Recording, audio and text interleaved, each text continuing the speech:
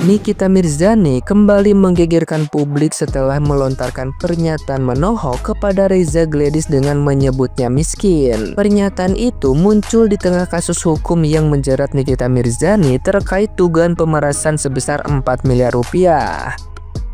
Meski tengah menghadapi tuduhan serius, ia justru menegaskan tidak mau berlama-lama terjebak dalam konflik yang dianggap hanya membuang energi. Nikita Mirzani bahkan mengakui adanya aliran dana tersebut dan siap mengembalikannya secara utuh. Tidak berhenti di situ, ia juga menyatakan sanggup menambah 1 miliar rupiah sebagai bentuk kesanggupan finansial, sembari menegaskan jumlah 4 miliar rupiah tidaklah besar baginya. Ucapan bernada sindiran tajam itu kontan memicu beragam reaksi dari publik, terutama karena disampaikan setelah persidangan di Pengadilan Negeri Jakarta Selatan.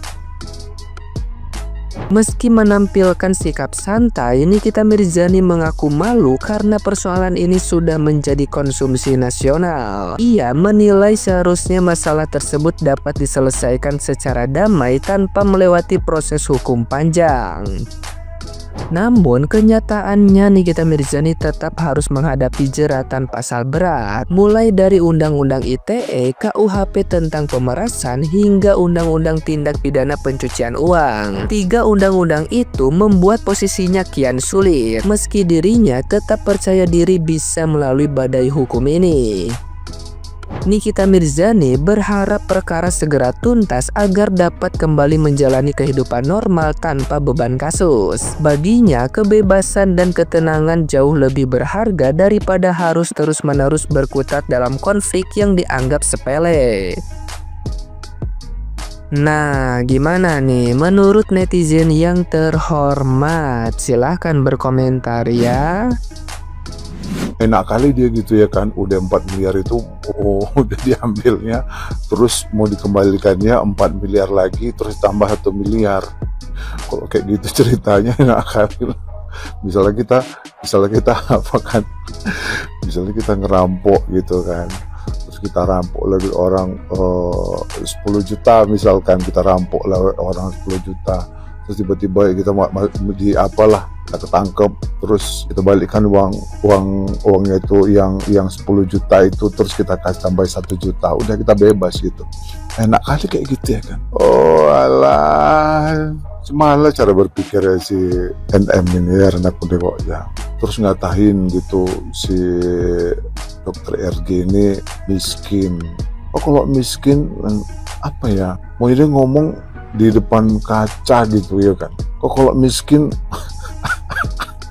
yang bilangin orang tolol lah, yang apalah, udah tersangka gitu. Ih, heran aku nih orang kayak gini. Yang aku herankan pendukungnya.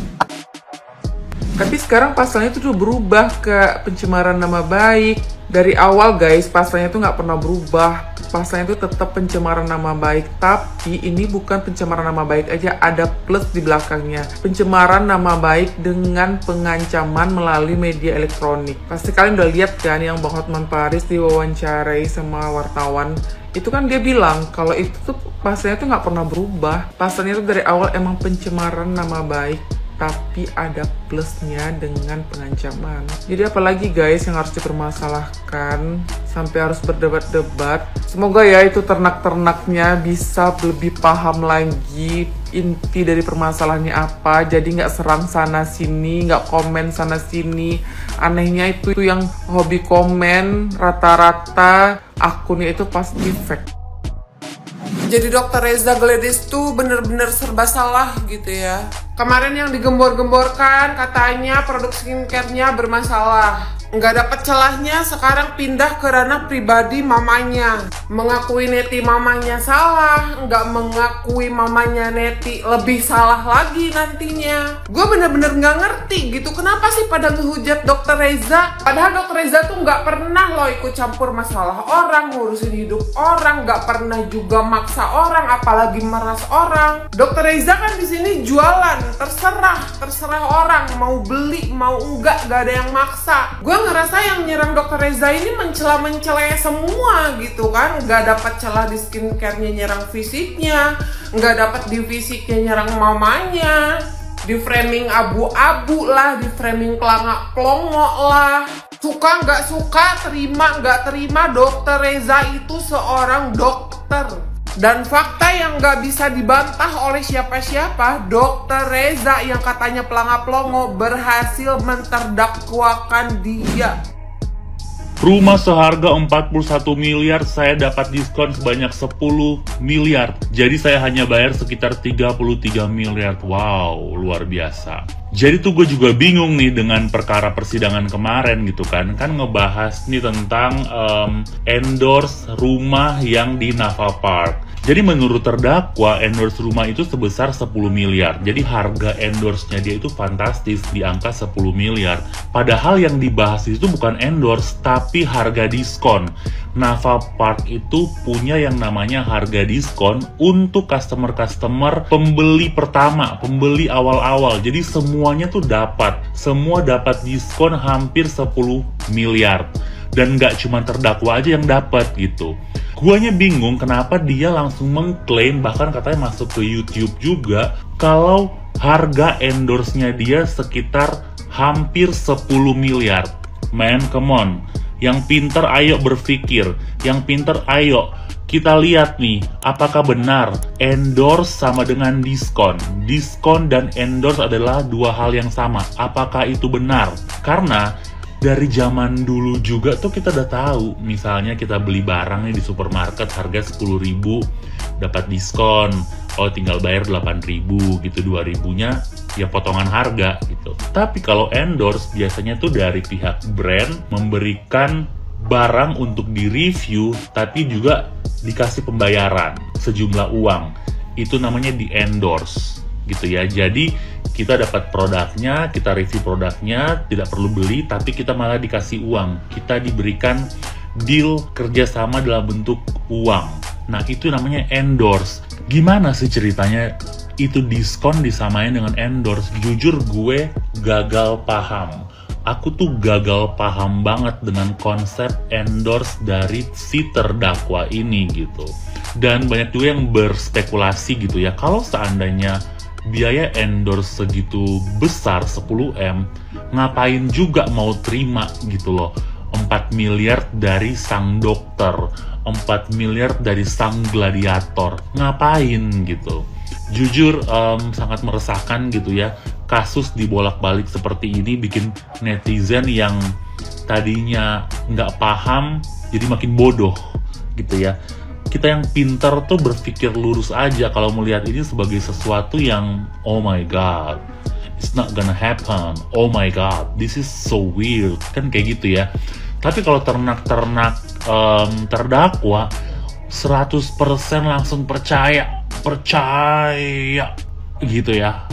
Sumpah, jujur aku gagal paham sih dengan konsep endorse dan berdiskonan ini. Thank you buat Naval Park developer yang sudah memberikan penjelasan secara komprehensif terhadap pertanyaan-pertanyaan yang diberikan oleh jaksa penuntut umum. Thank you guys. Halo guys, jadi aku malam ini ya kepikiran terus gara-gara hari ini tuh sidangnya Nikita Mirzani ya. Terus gue bingung dan bingung lagi sama pendukung-pendukungnya Nikita Mirzani ini ya kan. Dibilanglah yang pertama ada saksinya Bang, disogok katanya teh saksi banknya itu karena telah membeberkan data nasabah. Hey, kalian itu kan tahu ini kasusnya lagi ada kasus. Jadi kalau lagi ada kasus begini, polisi pihak yang berwajib itu berkewenangan untuk meminta bank ya membuka data si nasabah tanpa izinnya nasabah, karena ini tuh lagi ada kasus. Bukannya ujuk-ujuk rekening elu dibongkar, dibuka datanya, enggak begitu. Ini tuh ceritanya, ini tuh lagi kasus pidana. Jadi polisi, jaksa, pengadilan itu berhak untuk meminta membuka data nasabah tanpa izin dari nasabah. Gitu ya. Terus apalagi tadi yang kedua yang menjadi concern gue adalah ngomongin endorse-nya si Nyai itu sampai dapat diskon 10M. Nah, ya kan? Ya, dia artis, dia dapat endorse-nya bisa gede. Tapi gak bisa dibenarkan pemerasan itu. Pemerasan itu dalam arti begini ya. Ini orang ya, dia tahu dia mulutnya itu dipercaya sama kalian dan banyak fansnya. Dia tahu dia bisa membuat mulutnya itu menjadi senjata untuk ya menekan si korban ya, sehingga si korban itu drop down. Jadi apa? Karena dia sudah tidak bisa mengendalikan ya, si korban ini tidak bisa mengendalikan mulutnya. Terutama kalian para netizen yang selalu membela, dan itu banyak ternyata orang-orang yang pemikirannya itu pendek gitu loh. Kok bisa dibela? Bingung. Nah, karena si korban ini ya sudah mendapatkan tekanan dari hujatan-hujatan kalian, dia sekali ngomong, dia fitnah, dia ngejelekin si ini abu-abu, pendukungnya ngikutin si abu-abu, si ini ngomong produknya jelek, gini, kalian langsung menyerbu, percaya. Nah, itu yang bikin mentalnya itu down, mentalnya korban-korban ini sebenarnya kalian juga patut dipenjara loh, yang suka menghina-hina orang, yang ngikut-ngikut itu kalian patut juga tuh sebenarnya disalahkan, karena kalian punya andil dari hal itu, ngerti? Nah, disitulah peran kalian juga ya, peran kalian tidak baik. Nah, karena dibela dan didukung oleh kalian, dia tuh tahu powernya dia ya. Droplah si korban. Disitulah dia, si korban minta tolong jangan ngomongin aku lagi, minta tolong ya. Itulah jadi kesempatan dia untuk minta duit. Nah, yang kasusnya Dr. Reza Gladys tuh gue lihat tuh ya, pas udah dikasih duit dia masih jelekin, dia masih ngejelek-jelekin karena kurang 1M. Udah capek gue.